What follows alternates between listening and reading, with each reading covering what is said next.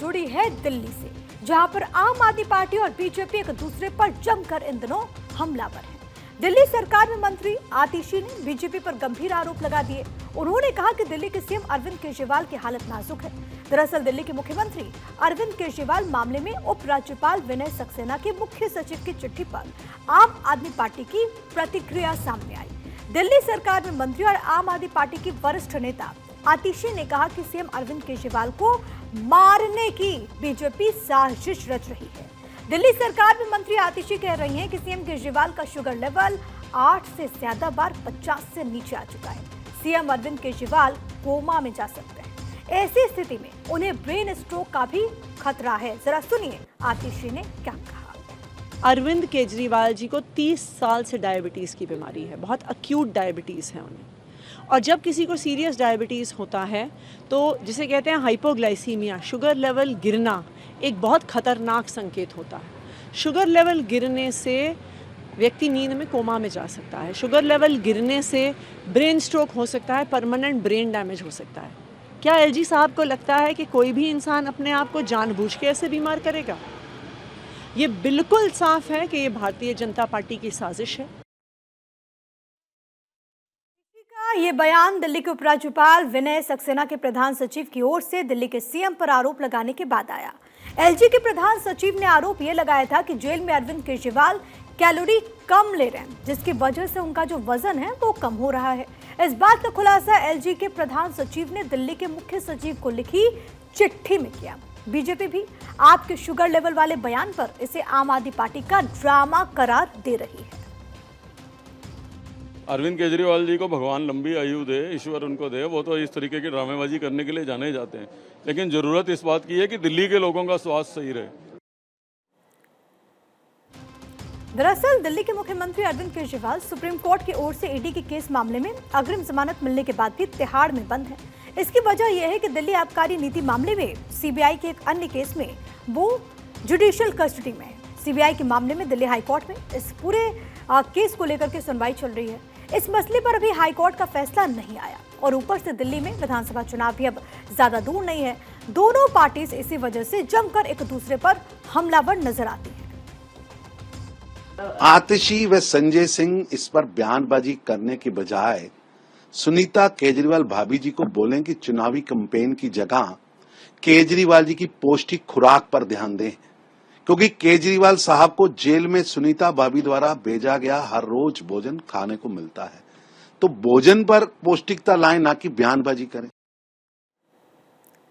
और अब आपको दिल्ली से हम लिए चलते हैं हरियाणा, जहां पर भी आम आदमी पार्टी इस बार अकेले ताल ठोक रही है। अरविंद केजरीवाल के जेल में होने की वजह से पार्टी की कमान सुनीता केजरीवाल संभाल रही हैं। आम आदमी पार्टी ने अरविंद केजरीवाल के चुनावी राज्य के लिए गारंटी की घोषणा के साथ हरियाणा में विधानसभा चुनाव अभियान की शुरुआत कर दी। अरविंद केजरीवाल की पत्नी सुनीता केजरीवाल ने हरियाणा के पंचकुला में एक टाउन हॉल मीटिंग की। इसमें केजरीवाल की गारंटी की घोषणा की। उनके साथ पंजाब के मुख्यमंत्री भगवंत मान, आम आदमी पार्टी के राष्ट्रीय संगठन महासचिव संदीप पाठक और आम आदमी पार्टी के ही सांसद संजय सिंह मौजूद रहे। अपनी चुनावी गारंटी में आम आदमी पार्टी ने कुल 5 गारंटी जारी की। अब वो 5 गारंटी क्या है वो आपको बता देती हूँ। पहली गारंटी, 24 घंटे मुफ्त बिजली मिलेगी। दिल्ली और पंजाब की तरह पुराने सारे घरेलू बकाया बिजली माफ किए जाएंगे। दूसरी गारंटी, सबको अच्छा और मुफ्त इलाज मुहैया कराया जाएगा। दिल्ली और पंजाब की ही तरह हर गांव और शहर के हर मोहल्ले में मोहल्ला क्लिनिक बनाएंगे। तीसरी गारंटी, अच्छी, बेहतरीन और मुफ्त शिक्षा मुहैया कराई जाएगी। दिल्ली और पंजाब की तरह शिक्षा माफिया का खात्मा होगा। चौथी गारंटी, सभी माताओं बहनों को हर महीने 1000 रुपए देने का वायदा किया गया। पांचवी गारंटी, हर बेरोजगार युवा के लिए रोजगार का इंतजाम की गारंटी दी गई। और इसके बाद सुनीता केजरीवाल ने बीजेपी पर भी जबरदस्त हमला बोला। आपके लाल केजरीवाल ने 5 गारंटी दी हैं आप सबके लिए, जो दिल्ली पंजाब में हो। पहली गारंटी है दिल्ली और पंजाब की तरह घरेलू बिजली फ्री होगी। दूसरी गारंटी, दिल्ली और पंजाब की तरह हर गांव, हर शहर में मोहल्ला क्लिनिक बनाएंगे। सरकारी अस्पताल अच्छे होंगे, सबका अच्छा और फ्री इलाज होगा। तीसरी गारंटी, सरकारी स्कूलों को अच्छा बनाएंगे। चौथी गारंटी, हर महिला को हर महीना 1000 रुपया मिलेगा। और पांचवी गारंटी, हर युवा बेरोजगार को के लिए हम रोजगार देंगे। तो आपको बता दें कि सुनीता केजरीवाल ने हालिया लोकसभा चुनाव में दिल्ली, हरियाणा, गुजरात में पार्टी उम्मीदवारों के लिए सक्रिय रूप से प्रचार किया था। आम आदमी पार्टी ने 16 जुलाई को घोषणा की थी कि हरियाणा की सभी 90 विधानसभा सीटों पर वो चुनाव लड़ेगी।